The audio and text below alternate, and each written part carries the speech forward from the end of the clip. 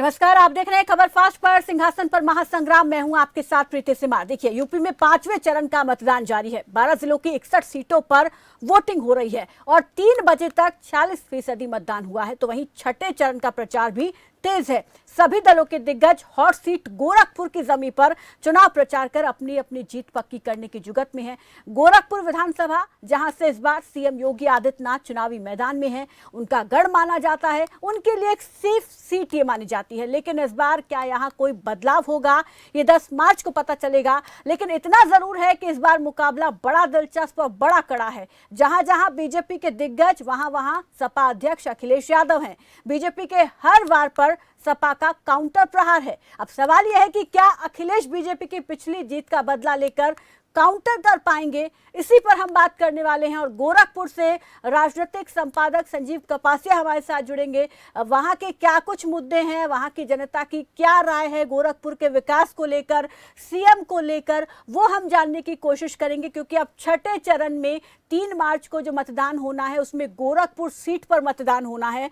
तो वहां के लिए चुनाव प्रचार दिग्गज कर रहे हैं, लेकिन जनता के मन में क्या है वो हम जानने की कोशिश करेंगे। इसके अलावा कई खास मेहमान भी हमारे साथ जुड़ेंगे, जिनसे हम लगातार 5वें चरण की वोटिंग और छठे चरण के चुनाव प्रचार को लेकर बातचीत करेंगे। आपको बता दें कि हमारे साथ यहाँ पर बीजेपी प्रवक्ता कृष्ण मोहन पांडे जुड़ेंगे। इसके अलावा सपा प्रवक्ता मोहम्मद तारिक हमारे साथ जुड़ेंगे। और जैसा कि मैंने आपको बताया कि गोरखपुर से राजनीतिक संपादक संजीव कपासिया हमारे साथ जुड़ेंगे। उनसे हम जानेंगे कि आखिर गोरखपुर में इस बार क्या कुछ बदलाव देखने को मिल रहे हैं, जनता के मन में ऐसे कौन से मुद्दे हैं जिनको लेकर इस बार जनता जो है वोट करने वाली है, और यहाँ पर क्या उन मुद्दों को जो है दलों ने उठाया है जो चुनाव प्रचार कर रहे हैं। ऐसे में हमने देखा कि गोरखपुर में जहां सीएम योगी लगातार दौरे कर रहे हैं, तो वहीं समाजवादी पार्टी के अध्यक्ष अखिलेश यादव भी हैं। और हमारे साथ सभी गेस्ट जुड़ गए हैं। एक बार फिर से आपका उनसे परिचय करा देते हैं। बीजेपी प्रवक्ता कृष्ण मोहन पांडे हमारे साथ जुड़ गए हैं। कृष्ण मोहन जी नमस्कार, स्वागत है आपका खबर फास्ट पर। मोहम्मद तारिक जी नमस्कार, स्वागत है आपका खबर फास्ट पर। सपा प्रवक्ता है संजीव जी, सबसे पहले आप ही का रुख करना चाहूंगी, क्योंकि आज 5वें चरण का मतदान है, लेकिन छठे चरण को लेकर चुनाव प्रचार बहुत तेज किया जा रहा है। गोरखपुर पर सबकी निगाहें हैं। क्या कहती है गोरखपुर की जनता, क्या राय है यहाँ के लोगों की सीएम को लेकर, यहाँ पर हुए विकास को लेकर? देखिए प्रीति, जब हम गोरखपुर में इस समय यहाँ खड़े हैं, अब से कुछ ही दूर यानी मात्र 100 मीटर की दूरी पर कई दर्जन बुलडोजर भारतीय जनता पार्टी के कार्यकर्ता पूरे शहर में घुमा रहे हैं। यानी योगी आदित्यनाथ को बुलडोजर बाबा की जो उपाधि दी है भारतीय जनता पार्टी के नेताओं ने, वो पूरी तरीके से गोरखपुर में सार्थक होती दिखाई देती है। 9 विधानसभाएं हैं गोरखपुर में, और आज जिस तरीके की वोटिंग हुई है 12 जनपदों की 61 सीटों पर, उसमें कहीं ना कहीं भारतीय जनता पार्टी और समाजवादी पार्टी में सीधा मुकाबला होता दिखाई देता है। अब छठवें चरण के मतदान के प्रचार के लिए तेज हो गया है पूरा प्रचार। भारतीय जनता पार्टी के तमाम बड़े नेता उत्तर प्रदेश में प्रचार प्रसार कर रहे हैं, जिसमें देश के प्रधानमंत्री मोदी हैं, जेपी नड्डा हैं, अमित शाह हैं, मुख्यमंत्री योगी आदित्यनाथ हैं। और ये योगी का गोरखपुर है। योगी के मुख्यमंत्री बनने के बाद 5 साल में गोरखपुर कितना बदला है, कितना विकास हुआ है, इस पर जनता मोहर लगाएगी, इस पर लोग वोट करेंगे। विकास बड़ा मुद्दा होगा, लेकिन योगी आदित्यनाथ अपने आप में खुद एक बड़ा मुद्दा है, और गोरखपुर के आसपास पूरी तरीके से उनका प्रभाव दिखाई देता है। प्रीति जी बिल्कुल, यहाँ पर हमारे साथ मेहमान जुड़े हैं, उनका भी रुख कर लेते हैं। कृष्ण मोहन जी हैं। कृष्ण मोहन जी, 5वें चरण का मतदान लगातार जारी है, क्या उम्मीद रखते हैं 5वें चरण से माइलेज मिलेगा? देखिए, 5वें चरण 4 चरण में तो हम चुनाव जीत चुके हैं प्रीति जी। 5वें चरण में तो हम क्लीन स्वीप करने जा रहे हैं। 5वें, 6वें और 7वें चरण में समाजवादी पार्टी की ये रहेगी कि अब वो उसके पिछली बार जिस तरह से 5 सीट पाई थी, इस बार सीट ढूंढने से नहीं मिलेगी। और प्रीति जी, मैं आपको बता दूं, अभी तक भारतीय जनता पार्टी जो थी, अभी ये दावा कर रही थी कि हम सरकार बना रहे हैं, लेकिन मैं आज के चैनल के माध्यम से बताना चाहता हूं कि इस आने वाले 10 मार्च को भारतीय जनता पार्टी, जो हमने 300 पार का नारा दिया था, हम 350 पार का नारा देते हैं। हम लोग 350 के स्तर पर जाने वाले हैं, क्योंकि उत्तर प्रदेश की जनता और उसकी वोटिंग व्यवस्था और उसके असीम श्रेय ने यह तय कर दिया है कि उत्तर प्रदेश में विकास होगा, उत्तर प्रदेश में खुशहाली रहेगी। अब उत्तर प्रदेश में अतीक मुख्तार और मार और चित्कार नहीं होगा। उत्तर प्रदेश दंगे और चित्कार अब नहीं होंगे, अब विकास ही विकास होगा। उत्तर प्रदेश की जनता ने तय कर लिया है। मोहम्मद तारिक जी, ये कॉन्फिडेंस है या ओवर कॉन्फिडेंस? देखिए, ये ओवर मेरा गृह जनपद जो है, वैसे मैं रहता लखनऊ में हूँ, ये बहराइच में है, मैंने वोट डाला है। इनके एक बात है कि ये इनके 42 नेता, अखिलेश यादव एक नेता, अगर इन्होंने इतना काम किया था तो इनके राष्ट्रीय स्तर के 42 नेताओं को उत्तर प्रदेश में उतारने की जरूरत क्यों पड़ी? क्यों? क्योंकि इनको बखूबी पता था, जगह जगह इन्होंने लड़ाई झगड़े किए। बहराइच में ही इन्होंने 2 पूर्व विधायकों पर, जो हमारी पार्टी के हैं, उनके ऊपर इनके लोगों ने हमले किए। तो ये एकदम दिखाता है कि ये हताश हैं, ये हार चुके हैं। लड़ाई 80-20 की नहीं है, लड़ाई 42 वर्सेस 1 है। ये 42 लोग मिलके एक अखिलेश यादव से लड़ रहे हैं, जो कि खुद एक अपने आप में एक ऐसी योजना लेके आए हैं, ऐसी बातें कर रहे हैं जो कि जनता तक पहुंच रही है, जिसमें किसानों की बातें, गरीबों की बातें, महिलाओं की बातें, किसानों, सब जितने भी पिछड़े लोग हैं जिनका समाज में अहित हुआ है, उनकी बातें लेकर आए हैं अखिलेश यादव। अगर ये इतने ही मजबूत थे तो इनको इतने बड़े, यहीं बहराइच में इनके 4 नेता, जहां पर मैं हूं इस वक्त, एक दिन में इनके 4 नेता उतरते, उनको इतनी जनसभाएं करनी पड़ रही है। ये बिल्कुल दिखाता है कि इनको धरातल पे लाने का काम समाजवादी पार्टी ने किया है और अखिलेश यादव ने किया है। ठीक है, वो मुद्दे जो आपने उठाए हैं वो जनता तक पहुंचे या नहीं, इसका रुख कर लेते हैं। संजीव जी, हम देख पा रहे हैं कि आपके पीछे लोग जुट गए हैं। हम चाहेंगे कि आप इनसे बात करें और जाने कि यहाँ पर कौन से मुद्दे हैं जिनको लेकर इस बार का वोट पड़ने वाला है। बिल्कुल प्रीति, देखिए हमारे साथ तमाम लोग हैं। अब की बार योगी आदित्यनाथ 5 साल से मुख्यमंत्री हैं, तमाम काम किए होंगे गोरखपुर में। किन मुद्दों पर वोट पड़ेगा गोरखपुर में? विकास के मुद्दे पे। क्या गोरखपुर में विकास हुआ है मुख्यमंत्री योगी के कार्यकाल में? बहुत ज्यादा हुआ है, बहुत ज्यादा। आपको क्या लगता है किन मुद्दों पर वोट डाले जाएंगे उत्तर प्रदेश? ऐसा है कि गोरखपुर जो है मुख्यमंत्री का जिला है। हमारे मुख्यमंत्री उत्तर प्रदेश सरकार के मुख्यमंत्री रहे, उन्होंने गोरखपुर ही नहीं पूरे उत्तर प्रदेश का विकास कराया है, माफिया राज समाप्त कराया है, जो जमीन उमीन का धंधा अवैध का। ये जो आप बुलडोजर लेके आ रहे हैं इधर से अभी, हाँ, कुछ दूरी पर, वो क्या है? बुलडोजर किस लिए? वो संकेतांक है कि ऐसे लोग सुधर जाओ, नहीं तो ये बुलडोजर चलेगा, जो कब्जा करोगे वो चला जाएगा।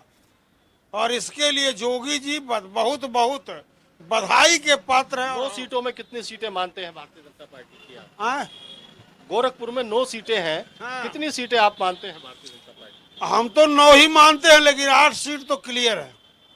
आपको क्या लगता है, क्या शुभ नाम है? वो चंद्रभूषण सिंह एडवोकेट दीवानी कचहरी गोरखपुर। जी वकील साहब, क्या लगता है कि गोरखपुर में योगी फैक्टर काम करेगा? वो जोगी फैक्टर बहुत काम करेगा। जोगी बाबा ने जो कर दिया गोरखपुर के, वो कुछ कोई कर नहीं पाएगा। 25 किलोमीटर की यहाँ लग रहा है कि हम लोग विदेश में चल रहे हैं। 25 किलोमीटर की रेंज में लग रहा है कि हम विदेश में चल रहे हैं। तो देखिए प्रीति, गोरखपुर में विकास बड़ा मुद्दा है। और जैसे मुख्यमंत्री योगी आदित्यनाथ ने साफ तौर पर कहा था कि पूर्वांचल से माफियाओं का सफाया कर देंगे, अमन चैन होगा, लोगों में शांति होगी, अपने आप को लोग सुरक्षित महसूस करेंगे, ये बड़ा मुद्दा है। और गोरखपुर की बात करें तो गोरखपुर योगी आदित्यनाथ का है, और गोरखपुर में योगी आदित्यनाथ अपने आप में खुद बड़ा मुद्दा है। अब देखना ये होगा कि जो अम्ब्रेला प्लेटफॉर्म है समाजवादी पार्टी का, पूर्वांचल में कृष्णा पटेल, ओम प्रकाश राजभर, पश्चिमी उत्तर प्रदेश में जयंत चौधरी, ये फैक्टर कितना काम करता है। पश्चिमी उत्तर प्रदेश से जो बयार पूर्वांचल की ओर बही है प्रीति, वो कितना काम करती है। हालांकि 5वें चरण की आज वोटिंग है, मामला बड़ा कांटे का दिखाई देता है, लेकिन जैसे चरण आगे बढ़ेगा, 6वें चरण की बात होगी, तो गोरखपुर में 3 मार्च को जो वोटिंग होनी है उसमें योगी आदित्यनाथ एक बड़ा फैक्टर हो सकते हैं। मोहम्मद तारिक जी, आत्मविश्वास तो पूरा होगा ही, लोगों की बात भी सुन रहे हैं। प्लस पॉइंट कहीं ना कहीं यहाँ पर गोरखपुर में बीजेपी को मिल रहा है, क्योंकि सीएम इसी क्षेत्र से आते हैं। नहीं, अब देखिए, बिल्कुल वोट तो सबको मिलता है। वोट हमारी सीधी लड़ाई, हम पहले से कह रहे हैं कि बिल्कुल भारतीय जनता पार्टी की है, मगर मुद्दे बिल्कुल साफ रहेंगे कि इसी गोरखपुर में जो कानपुर के व्यापारी थे उनको दिन दहाड़े पुलिस ने मार दिया था। और जहां तक इनके बुलडोजर की बात है तो हम बहुत कॉन्फिडेंट है, मगर ये अपने मंत्री जो किसानों को मार डालते हैं उनके घर की तरफ बुलडोजर नहीं आते, तब इनके बुलडोजर का तेल खत्म हो जाता है। फिर ये कहने लगते हैं सर्विसिंग पे गया है बुलडोजर, तेल खत्म हो जाता है, डीजल खत्म हो जाता है, उसकी चाबी भी खो जाती है और बाबा खुद चाबी लेके कहीं चले जाते हैं। इसका भी जवाब इनको देना पड़ेगा। ये सेलेक्टिव अप्रोच, मैं फिर कह रहा हूं, कॉन्स्टिट्यूशन, संविधान, ह्यूमन राइट, इन सबको आगे रखकर आप कोई भी जब काम करेंगे तो देश आगे बढ़ेगा। मगर जब आप सेलेक्टिव अप्रोच रखेंगे, सेलेक्टिव अप्रोच क्या है कि कोई अगर क्रिकेट खेलेगा उसको आप क्रिकेट खेलने देंगे, उसके ऊपर संगीन आरोप रहेंगे, तो इस तरीके के जब सेलेक्टिव अप्रोच रहेंगे तो उसको भी जनता देख रही है। और किसी एक क्षेत्र की बात नहीं है, वो पूरे यूपी की बात है।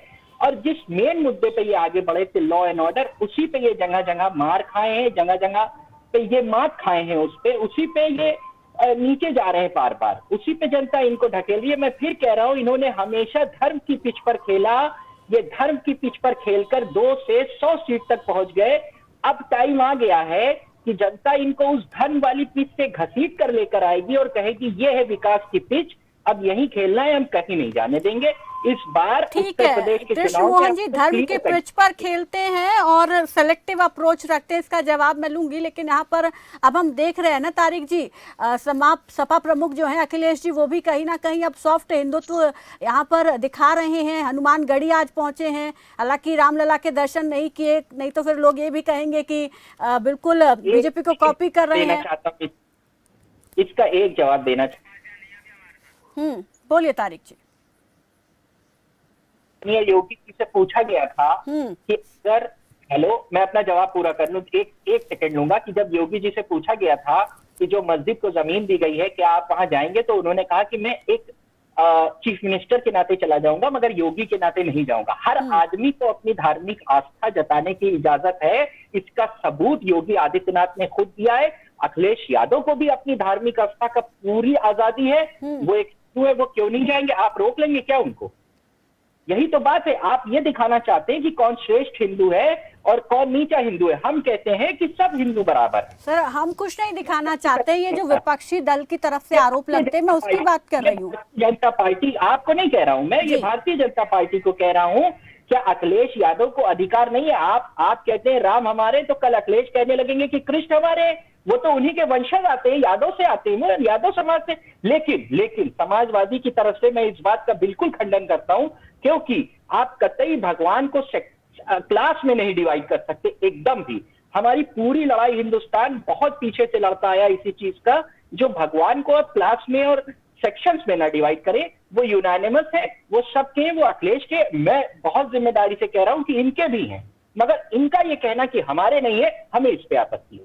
ठीक है कृष्ण मोहन जी, जवाब दीजिए। पहले मैंने पूछा था सेलेक्टिव अप्रोच और यहाँ पर धर्म की पिच पर खेलती है, उसका जवाब दीजिए। उसके बाद तारिक जी किस बात का भी जवाब दीजिए। जी, मैं आपको बता दूं कि हमारे मित्र ने कहा कि सेलेक्टिव अप्रोच रखते हैं। नहीं, हम सेलेक्टिव अप्रोच नहीं रखते हैं। यदि हमने 56 लाख आवास बनवाए तो हमने कहीं भी किसी पे उस पर सेलेक्टिव नहीं रखा। यदि हमने 1.5 करोड़ शौचालय दिए तो उसमें किसी को देखकर, जाति धर्म देखकर नहीं किया। और हाँ, अपराधियों पे यदि बुलडोजर चला तो सेलेक्टिव होकर नहीं चला, क्योंकि भारतीय जनता पार्टी की सरकार विकास की बात करती है और पूरे प्रदेश के नागरिक और उत्तर प्रदेश के 24 करोड़ नागरिकों में कोई अंतर नहीं रखती है। हाँ, इनके अंदर था, इनकी सरकारों में जो समाजवादी महिलाओं का लिए जो पेंशन बटा, वो एक जाति विशेष और एक धर्म विशेष के लिए था। हाँ, इनका जब इनके लोग थाने पे जाते थे तो उनके लिए अलग और दूसरे दलों के लिए अलग। तो इनका जो एक अप्रोच रहा है सदैव से एक जाति और संप्रदाय के प्रति, ये पूरा उत्तर प्रदेश जानता है। और इसी के विरोध में उत्तर प्रदेश की जनता ने भारतीय जनता पार्टी को अपना श्रेय दिया था। और ये बात करते हैं, मैं बता दूं आपको कि यही उत्तर प्रदेश है जहां पे दंगे होते थे, चित्कार होता था, रोज के रोज हत्याएं होती थी। वही उत्तर प्रदेश है जहां खुशहाली है, विकास है, अस्पताल है, एक्सप्रेसवे है, इंटरनेशनल एयरपोर्ट है, और राम मंदिर है, बाबा विश्वनाथ है, मथुरा है, और खुशहाली उत्तर प्रदेश में। और किसानों के लिए 6,000 रुपया सालाना सम्मान निधि, तो उनके सर्वाधिक एमएसपी पे अनाज खरीदने का किसी ने काम किया है। तो भारतीय जनता पार्टी ने सर्वांगीण विकास करके ये तय कर दिया है और उत्तर प्रदेश को, सारे राजनीतिक दलों को यह दिखा दिया है कि अब आतंकी प्रेम, अपराधी प्रेम, भ्रष्टाचारी प्रेम नहीं रहेगा। अब किसी को राजनीति करनी होगी तो विकास पे राजनीति करनी होगी, जिसकी धारा पूजी होगी आदित्यनाथ जी ने दिखाई है।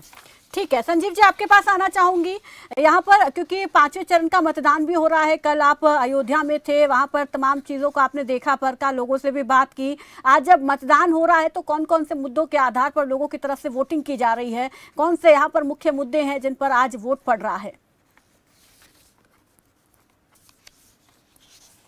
के मुद्दे बिल्कुल अलग हैं। भगवान श्री राम का भव्य और दिव्य मंदिर अयोध्या में बन रहा है, ये भी बड़ा मुद्दा है। इसके अलावा विकास बड़ा मुद्दा है। आवारा पशु अयोध्या और अयोध्या के आसपास के जनपदों के लिए बड़े मुद्दे हैं। लेकिन जिस तरीके का, फिर मैं कहूंगा कि अखिलेश यादव ने जिस तरीके का प्लेटफॉर्म तैयार किया है, उससे भारतीय जनता पार्टी के सामने बिल्कुल कांटे का मुकाबला है। आज अयोध्या में वोटिंग है और भगवान राम की नगरी में वोटिंग है। क्या अयोध्या भगवान राम पूरी तरीके से भारतीय जनता पार्टी को आशीर्वाद देंगे? फिर मेरे साथ गोरखपुर की जनता है। क्या लगता है कि मुख्यमंत्री योगी आदित्यनाथ का गृह जनपद कितना आशीर्वाद देगा मुख्यमंत्री योगी को? पूर्ण बहुमत से। और पूज्य महाराज जी का ये लोकल गढ़ है गोरखपुर, यहाँ से कई बार विधायक, कई बार सांसद रहे हैं महाराज जी, और पूर्ण बहुमत से। आप गोरखपुर की बात ना करिए, पूरे उत्तर प्रदेश में तरीके का विकास हुआ। विकास बताइए ना जनता को। विकास सब जनता जान रही है। विकास आप बताइए, जनता थोड़ी जानेगी। विकास क्या नहीं हुआ? विकास, रोड बन रहे हैं, अच्छे सुंदर रोड बन रहे हैं। लाइट हमको 18 से 20 घंटे मिल रहे हैं। हमारे यहाँ एम्स है, गोरखपुर में फर्टिलाइजर है, बीआरडी मेडिकल कॉलेज में सही सुविधाएं हैं, और सभी जनता जान रही है विकास। पहले हम लोग को गैस नहीं सही से मिल पा रहा था। पूज्य महाराज जी जब से आए, 2017 से जब से आए, हम लोग को गैस मिला। बुलडोजर आप लेके आ रहे हैं, बुलडोजर क्या है ये? बुलडोजर ये है जो भू माफिया हैं, जो अपराधी टाइप में, जो गरीबों का जमीन हथियाए हैं, उनके लिए पूज्य महाराज जी ने बुलडोजर लाया है। और जो हम प्रीति, बिल्कुल साफ तौर पर पूर्वांचल में एक बड़ा मुद्दा माफियाओं का रहा है। सरकारों के समानांतर सरकार हमेशा पूर्वांचल में माफिया चलाते रहे। लेकिन अखिलेश यादव का इसमें भी अपने आप की अलग थ्योरी है। उनका कहना है कि सजातीय लोगों को अभयदान दिया गया है, जबकि बाकी जो माफिया थे उन पर कार्रवाई की गई है। मुख्यमंत्री योगी आदित्यनाथ को बुलडोजर बाबा के रूप में भारतीय जनता पार्टी के कार्यकर्ता और नेता पेश कर रहे हैं। अभी मेरे पीछे 100 मीटर की दूरी पर दर्जन भर बुलडोजर भारतीय जनता पार्टी के कार्यकर्ता पूरे गोरखपुर में घुमाने वाले हैं, जिससे पूरे प्रदेश में यह संकेत जाए कि योगी आदित्यनाथ की सरकार माफियाओं के खिलाफ है और माफियाओं का सफाया करके दम लेगी। मुख्यमंत्री योगी आदित्यनाथ खुद कह चुके हैं कि 2022 तक सफाया किया है और जो बचे हैं 2022 से 27 तक सफाया करेंगे उनका। बिल्कुल कृष्ण मोहन जी, यहाँ पर अब सेलेक्टिव की बात आ रही है, सेलेक्टिव अप्रोच की, तो एक सवाल यहाँ पर ये भी लेना चाहूंगी, क्योंकि अब बुलडोजर बाबा के तौर पर सीएम योगी प्रेजेंट किए जा रहे हैं, और जिस तरीके से संजीव बता रहे हैं कि भारी संख्या में बुलडोजर जमा है, पूरे उनको घुमाया जा रहा है सब जगह पर, और एक ये छवि बनाने की कोशिश की जा रही है कि माफियाओं पर बुलडोजर से कार्रवाई होगी। और खुद सीएम भी कहते आए हैं कई बार कि दोबारा 10 मार्च के बाद ये बुलडोजर चलेगा। तो ऐसे में सिर्फ ये गिने चुने माफियाओं पर ही कार्रवाई क्यों? उत्तर प्रदेश में कोई भी व्यक्ति यदि उत्तर प्रदेश के नागरिकों को परेशान करेगा, उनके जमीनों पर कब्जा करेगा, उनको उनकी हत्याओं के लिए यदि दबाव बनाएगा, किसी व्यापारी को लूट खसोट करेगा, तो मैं आपको बता देता हूं, वो चाहे कोई भी हो, फिर अब धनंजय सिंह को क्यों भूल जाते हैं सर? और प्रशासनिक व्यवस्था के तरह कार्रवाई करके बुलडोजर उसके घर भी जाएगा। क्योंकि उत्तर प्रदेश अब विकास की राह पे, यहाँ पे ना कोई भ्रष्टाचारी रहेगा, ना अपराधी रहेगा, ना कोई गुंडा रहेगा, ना दंगाई रहेगा। फिर धनंजय सिंह पर क्यों नहीं कार्रवाई करते हैं सर? बिल्कुल किया, धनंजय सिंह को हमारी सरकार ने जेल भेजा, हमने उनको जेल भेजा, वो बेल पर है, और यदि कोई भी ऐसी गलत कार्रवाई करेंगे तो उनको पूरा जेल भेजा जाएगा और बुलडोजर उनके घर भी जाएगा। तारिक जी कितना इत्तेफाक रखते हैं इस बात से? मुझे हंसी आती है। मुझे लगता है कि वो फोटो स्टेट था धनंजय सिंह का जो क्रिकेट खेल रहा था इनके हिसाब से, और इनके जो बुलडोजर हैं वो बहुत सेलेक्टिव होते हैं। मैं इनके बुलडोजर को उस दिन मान जाऊंगा। मैं बता देना चाहता हूं कि भारतीय जनता पार्टी की सरकार में वो जेल गए, बाबा ने, पूज्य योगी आदित्यनाथ जी की पुलिस ने तुरंत गिरफ्तार किया और उनको जेल भेजा। वो बेल पे आए, और बेल पे हर व्यक्ति का अधिकार है, परंतु यदि कोई भी अपराध करते हैं, पुनः कोई भी अपराध की सूचना होती है, उन पे एफआईआर दर्ज होती है, तो जेल भी जाएंगे और बुलडोजर भी चलेगा। यहाँ पे सेलेक्टिव बोलने दीजिए, आपने अपनी बात रखी, उनको ही बोलने दीजिए। तारिक जी, वंशज है, हम गांधी जी के वंशज है। First be a good listener, पहले सुनना सीखिए। आपको मैं ये बता रहा हूं कि बात पूरी कर लेने दीजिए, आपकी बात भी सुनी जाएगी। आपको मैं ये बता रहा हूं कि आपके बुलडोजर को उस दिन मान लिया जाएगा जिस दिन उसका रुख लखीमपुर की तरफ हो जाएगा, जहां आप रोज सलामी देते हैं जाकर अजय मिश्रा के यहाँ, और रोज सलामी देते हैं। वो आपका गृह मंत्री है, उसके यहाँ न ले जा पाए बुलडोजर, डर के मारे आप लोग उधर जा ही ना पाते, ना ही आपके मुख्यमंत्री में इतनी हिम्मत है। मैं खुल के कह रहा हूँ, क्योंकि किसानों के सीने पर जिस तरीके से थार रौंदी थी, अगर आप उस दिन उधर बुलडोजर अपना मोड़ देते तो मैं जान जाता, मगर आपके बुलडोजर में इतनी हिम्मत ही नहीं थी। उसकी बैटरी डिस्चार्ज हो गई, उसका तेल खत्म हो गया और चाबी लेके तो बाबा जी खुद कहीं चले गए घूमने।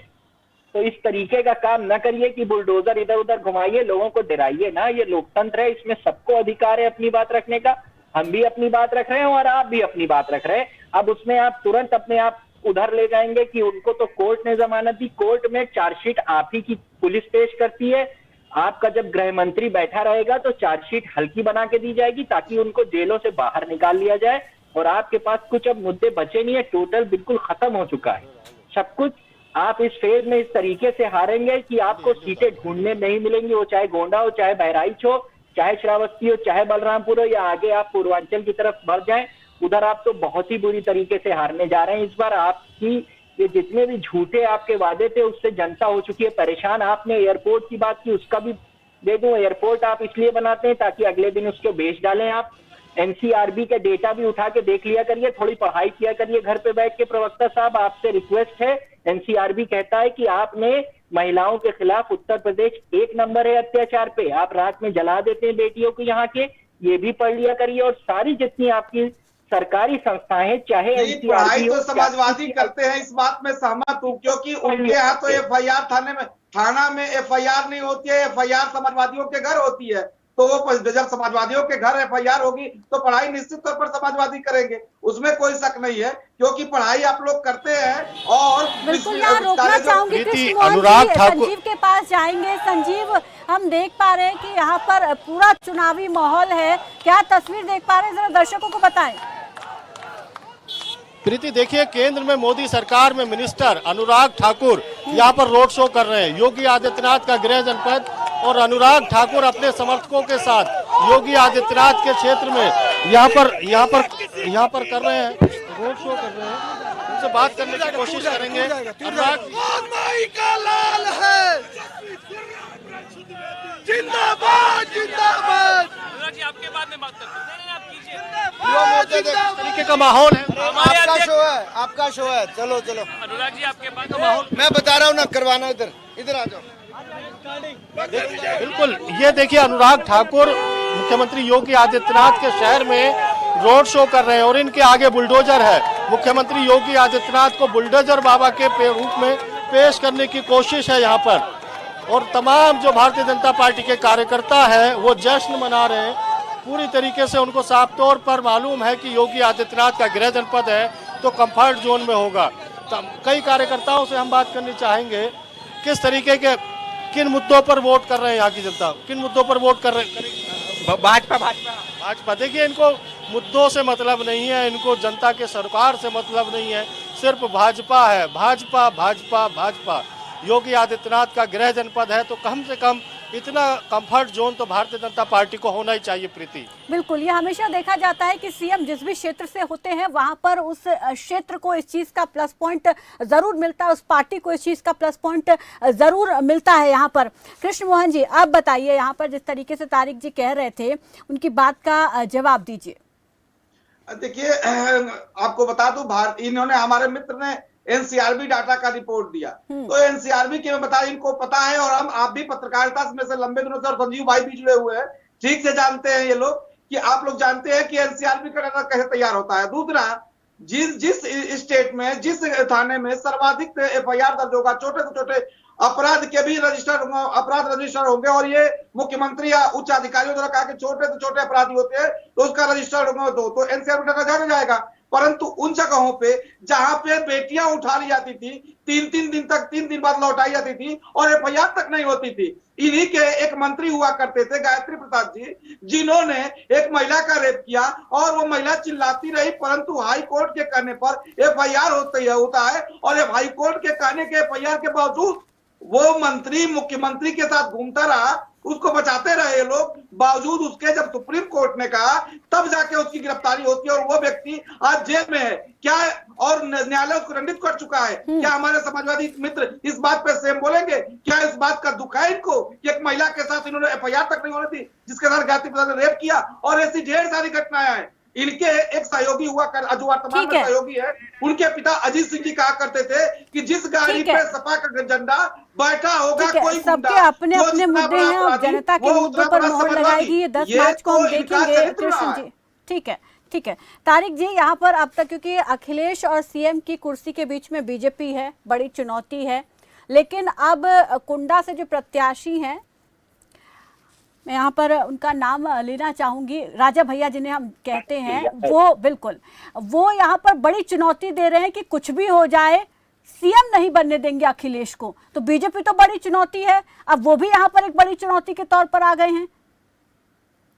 देखिए, बिल्कुल हम प्रतिद्वंदी उनको मानते हैं, मगर वो बहुत सीमित है। कोंडा तक राजा भैया और अपनी एक सीट और प्रतापगढ़ तक सीमित है, उसके बाहर उनका कोई प्रभाव नहीं है। वो भले ही उन्होंने पार्टी बना ली हो, हमारी सीधी लड़ाई भारतीय जनता पार्टी से है। वो जरूर अभी आज जो वहां के प्रत्याशी हैं हमारी पार्टी के यादव, उनके ऊपर कोई हमला भी हुआ है। अभी मैं थोड़ी देर पहले उसकी डिटेल दे रहा था, उनके ऊपर कुछ हमला भी हुआ है। तो इस तरीके की चीजें होती रहती हैं, लेकिन हम पूरे विश्वास से ये बात कहते हैं कि जनता के बीच में हम जिन मुद्दों के साथ गए हैं, उन मुद्दों को जनता समझ रही है कि आपकी जो मूलभूत परेशानियां हैं, जिस तरीके से कोरोना काल में लोग परेशान हुए हैं, उन मुद्दों को उनसे उनको उभारने की कोशिश और नई योजनाओं के साथ, नई स्कीम के साथ उनको कुछ देने के लिए हम आए हैं, उनसे कुछ लेने के लिए नहीं आए।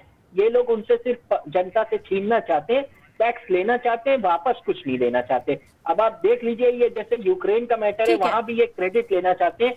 मैं एक सवाल पूछना चाहता हूँ, वो बच्चे लौट के आए थे, क्या वहां पर इनके मिनिस्टर्स को जाना जरूरी था क्रेडिट लेने के लिए? आप किस हद तक नीचे चले जाएंगे कि हर चीज का क्रेडिट लेंगे? कुछ चीजें थोड़ा सा भी यदि शर्म बची हो इन सब मामलों में, तो अंतर्राष्ट्रीय मामलों जहां पे मामला देश का हो, तो वहां पे तो आप लोग राजनीति करने से बचे मित्र। जहां पे हमारे देश के नैनिहाल, जो हमारे देश के युवा, हमारे देश के भविष्य वहां पे फंसे हुए हो, और मंत्री, गृह मंत्री और बाकी लोग घर बैठे रहे। ये हमारी नैतिक जिम्मेदारी है कि हमारे देश का मंत्री एक वहां पे जाकर जो जिस देश में है उनसे संवाद स्थापित करे और अपने बच्चों को सुरक्षित कर ले। कृष्ण मोहन जी, ठीक है, वो दूसरा विषय है, उस पर हम बात नहीं कर रहे हैं। ठीक है तारिक जी, यहाँ पर समय की कमी है, दोनों को ही रोकना चाहूंगी। बहुत बहुत शुक्रिया कृष्ण मोहन जी, बहुत बहुत शुक्रिया मोहम्मद तारिक जी हमारे साथ जुड़ने के लिए, इस तमाम बातचीत के लिए। संजीव जी, आपका भी बहुत बहुत शुक्रिया। तो यहाँ पर मुकाबला काफी ज्यादा कड़ा हो गया है और 5वें चरण का मतदान चल रहा है। 6 बजे तक वोटिंग होगी, लेकिन उसके बाद 2 चरणों का मतदान और बाकी रह जाएगा, 6ठे और 7वें चरण का। हालांकि यहाँ पर भी पूर्वांचल की सीटों पर ही चुनाव होना है, तो पूर्वांचल के जो मुद्दे हैं वो दोनों ही दल उठा रहे हैं, दोनों ही दलों के अपने अपने वादे और दावे हैं, लेकिन इन दोनों ही दलों के वादों दावों पर जनता को फैसला करना है। आज भी जनता उम्मीदवारों की किस्मत पर फैसला कर रही है, लेकिन सबसे बड़ा फैसला 10 मार्च को आएगा, जब प्रदेश की जनता ये तय कर देगी कि आखिर उत्तर प्रदेश की सत्ता की कुर्सी पर कौन बैठेगा।